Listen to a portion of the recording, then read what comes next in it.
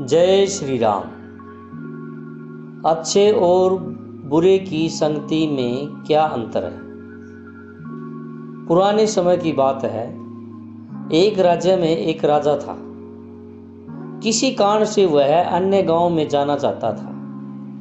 एक दिन वह धनुष बाण सहित पैदल ही चल पड़ा। चलते चलते राजा थक गया, इसलिए वह बीच रास्ते में ही एक विशाल पेड़ के नीचे बैठ गया।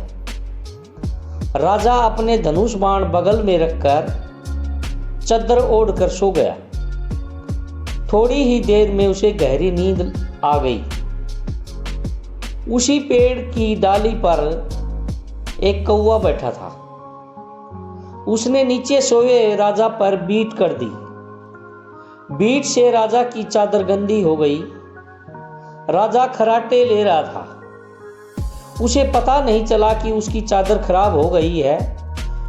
कुछ समय बाद कौवा वहां से उड़कर चला गया और थोड़ी ही देर में एक हंस उड़ता हुआ आया।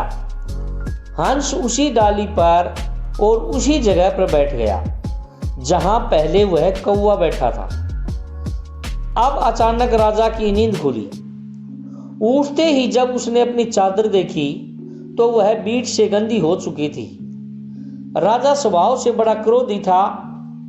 उसकी नजर ऊपर वाली डाली पर पड़ी जहां हंस बैठा हुआ था।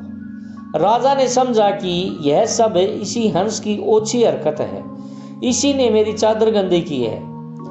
क्रोधी राजा ने आओ देखा न ताओ ऊपर बैठे हंस को अपना तीखा बाण चलाकर उसे घायल कर दिया। हंस बेचारा घायल होकर नीचे पर गिर पड़ा और तड़पने लगा। वह तड़पते हुए राजा से कहने लगा, अहम काको हतो राजन, हंसा अहम निर्मला जलय, दुष्ट स्थान प्रभावेन जातो जन्म निरर्थक। अर्थात, हे राजन, मैंने ऐसा कौन सा अपराध किया तुमने मुझे अपने तीखे बाणों का निशाना बनाया है। मैं तो निर्मल जल में रहने वाला प्राणी हूं। ईश्वर की कैसी लीला है। सिर्फ एक बार कोई जैसे दुष्ट प्राणी की जगह पर बैठने मात्र से ही व्यर्थ में मेरे प्राण चले जा रहे हैं। फिर दुष्टों के साथ सदा रहने वालों का क्या हाल होता होगा।